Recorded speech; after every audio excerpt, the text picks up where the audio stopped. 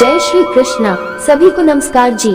आज हम श्रीमद् भगवत गीता यथार्थ सरल अनुवाद हिंदी भाषा में महंत परमानंद दास महानुभव एवं तपस्विनी साधाबाई महानुभाव, प्रकाशक श्री कृष्ण शरणम ट्रस्ट, श्री कृष्ण परमधाम मंदिर, गुरुग्राम रोड, बड़खल, फरीदाबाद द्वारा लिखित पुस्तक श्रीमद् भगवत गीता अध्याय 6 का हिंदी में सारांश सुनेंगे। इस अध्याय में सबसे पहले हम अध्याय 6 का सारांश सुनेंगे और उसके बाद इसी अध्याय का हिंदी अनुवाद सुनेंगे। तो आइए सबसे पहले सारांश सुनते हैं। छठा अध्याय आत्म संयम योग सारांश। इस अध्याय में ध्यान योग का प्रधानता से वर्णन है। अध्याय के आरंभ में ज्ञान योग और कर्मयोग की एकता का एक बार फिर से वर्णन है। तदभंतर मन की चंचलता और उसे वश में करने की कठिनता को स्वीकार करके भगवान अभ्यास और वैराग्य द्वारा मन तथा इंद्रियों को जीतने का उपाय बताते हैं। इसके अतिरिक्त जो योगी अपने पथ से भ्रष्ट हो जाता है उसकी गति समझाते हैं। अध्याय के उपसंहार में अर्जुन को योगी बनने की आज्ञा देते हुए भगवान वचन फरमाते हैं कि सब प्रकार के योगियों में वो योगी श्रेष्ठ है जो भगवान के सगुण साकार रूप को श्रद्धा से भरकर अनन्य भाव से अपनी अंतरात्मा से भजता है। सर्वप्रथम कोई भी साधन योग तभी कहा जा सकता है तब साधन में ईश्वर प्राप्ति की इच्छा और कर्मफल का त्याग जुड़ा हो। दूसरा, कोई भी साधक कर्मयोगी या सन्यासी तभी माना जा सकता है जब उसने अपने साधन के आचरण में समस्त कर्मों के फल का त्याग कर दिया है और उसमें सर्व संकल्पों का अभाव है। समस्त कर्मों के फल का त्याग करने वाला इस लोक और परलोक के समस्त भोगों को क्षणिक, नाशवान और दुखों का कारण समझकर समस्त कर्मों में ममता, आसक्ति और फल की इच्छा का त्याग कर देता है। जब ममता, आसक्ति और राग द्वेष से युक्त सांसारिक विषयों का चिंतन करने वाली अंतःकरण की वृत्ति का पूर्णतया त्याग हो जाता है, वह सर्व संकल्पों का त्याग कहलाता है। जिस साधक ने कर्मों का मन से त्याग करके संन्यास आश्रम तो ग्रहण कर लिया है परंतु कर्मों में ममता, आसक्ति और फल की इच्छा का त्याग नहीं किया है और न ही राग द्वेष से युक्त सांसारिक पदार्थों का चिंतन करने वाली अंतःकरण की वृत्ति का ही त्याग किया है, वह वस्तुतः सन्यासी नहीं है। सर्वसंकल्प सन्यासी की बुद्धि में भगवान के सिवाय किसी और की स्थिति नहीं रहती, इसलिए उसके द्वारा भगवत बुद्धि से जो विषयों को ग्रहण या त्याग करने के कर्म होते हैं वह संकल्प जनित नहीं होते। भगवान कहते हैं कि ऐसा ज्ञानी महात्मा सब प्रकार से बरतता हुआ भी मुझ परमेश्वर में ही बरतता है। इसी प्रकार यदि कर्मयोग का आचरण करने वाले साधक ने कर्मों के फल का त्याग तो कर दिया है परंतु कर्मों में आसक्ति, ममता और राग द्वेष से युक्त सांसारिक पदार्थों का चिंतन करने वाली अंतःकरण की वृत्ति का त्याग नहीं किया है तो वह वस्तुतः कर्मयोगी नहीं है। योग की प्राप्ति में निष्काम भाव से कर्म करना हेतु कहा जाता है और योगारूढ़ हो जाने पर जो सब संकल्पों का अभाव हो जाता है वही कल्याण में हेतु कहा जाता है। जिस समय में इंद्रियों के भोगों का और कर्मों में आसक्ति का त्याग होता है उस समय में ऐसा सर्व संकल्पों का त्यागी पुरुष योगारूढ़ कहा जाता है। यहाँ इस बात का ध्यान रहे कि भोगों में आसक्ति का त्याग होने पर भी कर्मों में आसक्ति रहना संभव है। आसक्ति से कामना उत्पन्न होती है, इसलिए भोगों में और कर्मों में आसक्ति को त्यागने से कामना का अभाव अपने आप ही हो जाता है। अतः आसक्ति का सर्वथा अभाव आवश्यक है। जीवात्मा सर्वाधिकारी है, वह चाहे तो अपने मन और इंद्रियों सहित शरीर को जीतकर स्वयं अपना मित्र बन सकता है या फिर अपने मन और इंद्रियों का दास बनकर स्वयं अपने साथ शत्रु जैसा व्यवहार कर सकता है। जीवात्मा चाहे तो कर्मयोग, ज्ञान योग, ध्यान योग, भक्ति योग, अभ्यास योग आदि किसी एक साधन में जुटकर अपने जन्म को सफल बना ले और अपना उद्धार कर ले, या चाहे तो राग द्वेष, काम क्रोध, लोभ मोह, ममता और आसक्ति में फंसकर भांति भांति के पापरों कर्म करके पुनः शुक कुकरादि योनियों में जाने का कारण बनकर अधोगति को प्राप्त कर ले। ज्ञानी योगी को मन और इंद्रियों सहित शरीर को वश में करके आशा रहित और संग्रहित होकर अकेला ही एकांत स्थान में स्थित होकर अपने मन और बुद्धि को निरंतर परमेश्वर में लगाना चाहिए। मन को एकाग्र करके अंतःकरण की शुद्धि के लिए ध्यान योग के अभ्यास द्वारा उचित आसन पर बैठकर जो न ज्यादा ऊंचा हो और न ज्यादा नीचा हो, शरीर को अचल और स्थिर करके ब्रह्मचर्य व्रत धारण करके भयरहित परमेश्वर में चित्त वाला और परमेश्वर के परायण होकर स्थित रहना चाहिए। ध्यान योगी संकल्प से उत्पन्न होने वाली संपूर्ण कामनाओं को निश्चित रूप से त्याग कर मन के द्वारा इंद्रियों को सभी ओर से भली भांति रोक कर क्रम क्रम से अभ्यास करता हुआ उपरति को प्राप्त हो धैर्य युक्त बुद्धि द्वारा मन को परमात्मा में स्थित करके परमात्मा के अतिरिक्त कुछ भी चिंतन न करे, और जब जब मन शब्दादि विषयों में जाए तब तब उसे उन विषयों से हटाकर बार बार परमात्मा में ही निरुद्ध करे। इस दुखों के नाश करने वाले योग की प्राप्ति तो उसी को होती है जो यथा योग्य आहार विहार करने वाला है और जिसका सोना जागना नियम पूर्वक नपा तुला है। इस योग में अभ्यास न उगताए हुए अर्थात धैर्य और उत्साह युक्त चित्त से निश्चय पूर्वक करने से ही सफलता प्राप्त हो सकती है।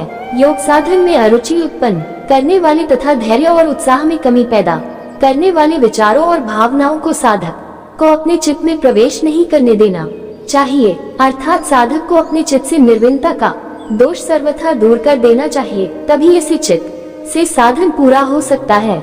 इंद्रियों से अतीत केवल शुद्ध हुई बुद्धि द्वारा ग्रहण करने योग्य जो अनंत आनंद है, आत्यंतिक सुख, उसको जिस अवस्था में योगी अनुभव करता है उस अवस्था में स्थित वह योगी परमात्मा के स्वरूप से विचलित नहीं होता। परमात्मा की प्राप्ति रूप लाभ को प्राप्त होकर उससे बढ़कर कोई दूसरा लाभ नहीं मानता। इस अवस्था में स्थित हुआ योगी बड़े से बड़े भारी दुख से भी चलायमान नहीं होता। जिसका रजोगुण शांत हो गया है, जो पापरहित हो गया है, वह निरंतर परमेश्वर में स्थित हुआ योगी उत्तम सुख को प्राप्त होकर परब्रह्म परमेश्वर की प्राप्ति रूप अनंत आनंद अक्षय सुख को प्राप्त कर लेता है। भगवान कहते हैं कि जो पुरुष मुझको हर जगह देखता है और मुझ परमेश्वर में ही समस्त चर और अचर जगत को देखता है, वह मेरे लिए कभी भी अदृश्य नहीं होता और मैं भी उसके लिए अदृश्य नहीं होता, अर्थात मैं उसको अपना सतत दर्शन देता हूँ। भगवान इस बात को स्वीकारते हैं कि यह मन चंचल है और कठिनता से वश में होने वाला है, परंतु ये स्पष्ट कर देते हैं कि अभ्यास और वैराग्य के द्वारा मन को वश में किया जाता है। भगवान को अपना लक्ष्य बनाकर चित्तवृत्तियों के प्रवाह को बार बार भगवान की ओर लगाने का नाम अभ्यास है, तथा इस लोक और परलोक के संपूर्ण पदार्थों में आसक्ति और समस्त कामनाओं के त्याग का नाम वैराग्य है। जो पुरुष मन को परमात्मा में लगाने का अभ्यास नहीं करता और संसार का पूर्ण त्याग नहीं करता, वह इस समत्व योग को प्राप्त नहीं होता, परंतु जो पुरुष अभ्यास और त्याग के द्वारा मन को वश में कर लेता है, वह प्रयत्नशील पुरुष इस योग को सहज ही प्राप्त कर लेता है। अर्जुन भगवान श्री कृष्ण से प्रश्न करता है कि जो योग में श्रद्धा तो रखने वाला है, परंतु संयमी न होने के कारण अंतकाल में योग से भ्रष्ट विचलित हो जाता है, उसको भगवद्व्याप्ति न होकर किस गति की प्राप्ति होती है। अर्जुन के इस प्रश्न के उत्तर में भगवान बताते हैं कि हे अर्जुन, मेरे भक्त का कभी नाश नहीं होता।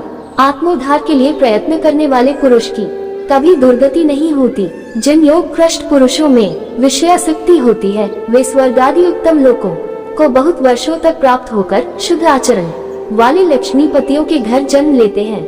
वहाँ पिछले जन्मों के संस्कारों के बल से वे निसंदेह दोबारा भगवान की ओर आकर्षित हो जाते हैं और प्रयत्नशील होकर शीघ्र ही वेदों में कहे गए सकौम कर्मों के फलों को लांघ कर अपने विषयासक्ति के दोष पर विजय पाकर ईश्वर को प्राप्त होते हैं।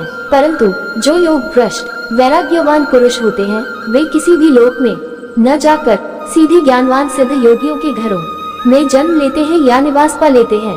ऐसे योग भ्रष्ट पुरुष पूर्व जन्मों के सुसंस्कारों के कारण पहले से भी बढ़कर ईश्वर प्राप्ति के प्रयत्नों में जुट जाते हैं और शीघ्र ही पापरहित होकर इसी जन्म में संसिद्ध होकर तत्काल भगवान की परम गति को प्राप्त होते हैं।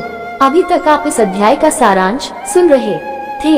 अब आइए इस अध्याय का हिंदी अनुवाद सुनते हैं। भगवान अर्जुन को योगी बनने की आज्ञा देते हैं और कहते हैं कि कर्मफल को त्याग कर मुझे प्राप्त करने के प्रयत्न कर, और बताते हैं कि संपूर्ण योगियों में श्रेष्ठ योगी वो है जो मेरे सगुण साकार रूप में अनन्य भाव से लीन हुए अंतरात्मा से मुझ परमेश्वर को निरंतर भजता है। श्री कृष्ण भगवान बोले, जो पुरुष कर्मफल का आश्रय न लेकर करने योग्य कर्तव्य कर्म करता है, वही सन्यासी तथा योगी है। जो केवल अग्नि का त्याग करता है वह सन्यासी नहीं है, और जो केवल क्रियाओं का त्याग करता है वह योगी नहीं है। हे अर्जुन, जिसको सन्यास कहते हैं उसी को तू योग जान, क्योंकि संकल्पों का परित्याग किए बिना कोई भी पुरुष योगी नहीं होता। जिसने अभी योग प्रारंभ किया है और जो योगारूढ़ योग में स्थित होने की इच्छा रखता है, ऐसे मननशील साधक के लिए निष्काम भाव से कर्म करना ही हेतु कहा गया है।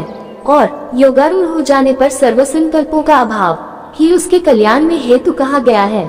जिस समय मनुष्य में न तो इंद्रियों के भोगों में और न ही कर्मों में आसक्त होता है, उस समय में सर्व संकल्पों का अर्थात समस्त भौतिक इच्छाओं का त्यागी पुरुष योगारूढ़ कहा जाता है। अतः मनुष्य को स्वयं अपने उद्धार के लिए प्रयत्न करना चाहिए और वह अपने आप को अधोगति में न डाले, क्योंकि यह आप ही अपना मित्र है और आप ही अपना शत्रु है। जिस मनुष्य ने अपने मन और इंद्रियों सहित शरीर को जीता हुआ है, वह जीवात्मा तो स्वयं ही अपना मित्र है, और जिसने अपने मन सहित इंद्रियों और शरीर को नहीं जीता, वह मनुष्य स्वयं ही शत्रु की भांति अपने साथ शत्रुता का बर्ताव करता है। सर्दी गर्मी, सुख दुख आदि तथा मान अपमान में जिसके अंतःकरण की वृत्तियां भली भांति शांत हैं, ऐसे स्वाधीन आत्मा वाले पुरुष के ज्ञान में परमेश्वर समाहित प्रकार से स्थित है। जिसका अंतःकरण ज्ञान विज्ञान से तृप्त है, जो विकार रहित है, जिसकी इंद्रियां जीती हुई हैं, जिसके लिए कंकड़ पत्थर और सुवर्ण एक समान है, ऐसा समदर्शी पुरुष योगयुक्त कहा जाता है। जो योगी सुहृद, मित्र, वैरी, उदासीन, मध्यस्थ, द्वेषी, बंधुगुण, धर्मात्मा और पापियों में भी संबुद्धि रखने वाला है, वो विशिष्ट योगी है।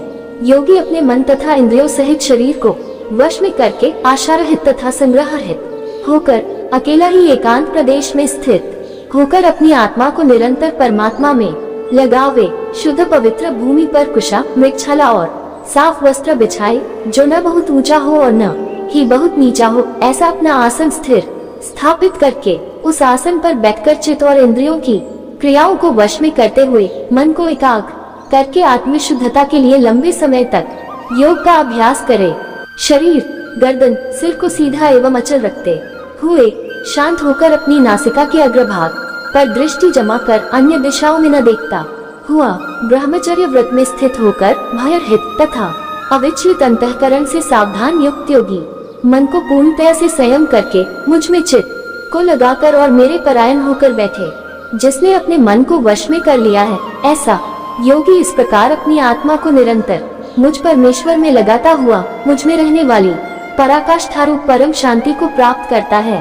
हे अर्जुन, ये योग न तो बहुत अधिक खाने वाले का, न बिल्कुल ही न खाने वाले का, न बहुत अधिक सोने वाले और न सदा जागने वाले के लिए ही सिद्ध होता है। दुखों को नष्ट करने वाला ये योग तो नियमित आहार विहार करने वाले का, कर्मों में यथायोग्य चेष्टा करने वाले का और यथायोग्य सोने और जागने वाले का ही सिद्ध होता है। विशेष रूप से वश में किया हुआ चित्त जिस समय परमेश्वर में भली भांति स्थित हो जाता है, उस काल में संपूर्ण विषय भोगों से स्पृहा रहित पुरुष योगयुक्त कहा जाता है। जिस प्रकार वायु रहित स्थान में दीपक हिलता डुलता नहीं, वैसे ही परमेश्वर के ध्यान में लगे हुए योगी का चित्त चलायमान नहीं होता। योग के अभ्यास से भोग पदार्थों से निवृत्त चित्त जिस अवस्था में संसार से उपराम हो जाता है और योग आचरण से विशुद्ध सूक्ष्म बुद्धि द्वारा परमात्मा को साक्षात देखता हुआ योगी परमात्मा में ही संतुष्ट रहता है। इंद्रियों से अतीत विशुद्ध सूक्ष्म बुद्धि द्वारा ग्रहण करने योग्य परमानंद को जिस अवस्था में योगी अनुभव कर लेता है, उस अवस्था में स्थित योगी परमेश्वर के स्वरूप से कभी भी विचलित नहीं होता। जिस अवस्था में परमेश्वर प्राप्ति रूप लाभ को पाकर उससे अधिक अन्य कुछ भी लाभ नहीं मानता, उस अवस्था में स्थित योगी बड़े से बड़े भारी दुख में भी विचलित नहीं होता। जो दुख रूप संसार के संयोग से वियोग करने वाला है और जिसे योग कहा गया है, उसको जानना चाहिए। वह योग धैर्य और उत्साह युक्त चित्त से निश्चय पूर्वक कर्तव्य समझकर करना चाहिए।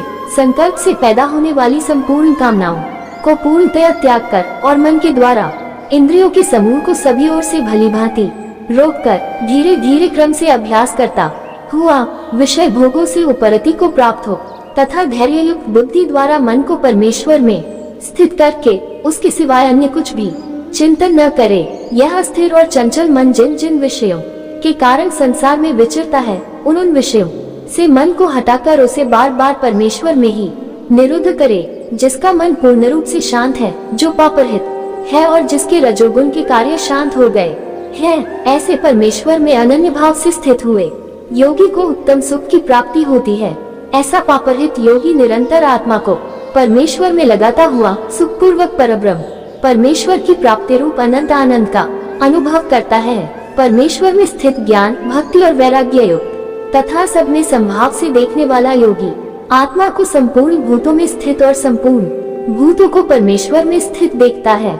जो पुरुष संपूर्ण भूतों में सबके ईश्वर स्वामी मुझ श्री कृष्ण को ही व्यापक देखता है और संपूर्ण भूत प्राणियों को मेरे अंतर्गत देखता है, उसके लिए मैं अदृश्य नहीं होता और मेरे लिए वह अदृश्य नहीं होता। जो पुरुष अनन्य भाव में स्थित होकर संपूर्ण भूतों में आत्मरूप में स्थित मुझ वासुदेव को ही भजता है, वह योगी सब प्रकार से बरतता हुआ भी मुझ में ही बरतता है। हे अर्जुन, जो योगी समस्त भूत प्राणियों में सम देखता है और सुख अथवा दुख को भी सब में सम देखता है, वह योगी परमश्रेष्ठ माना गया है।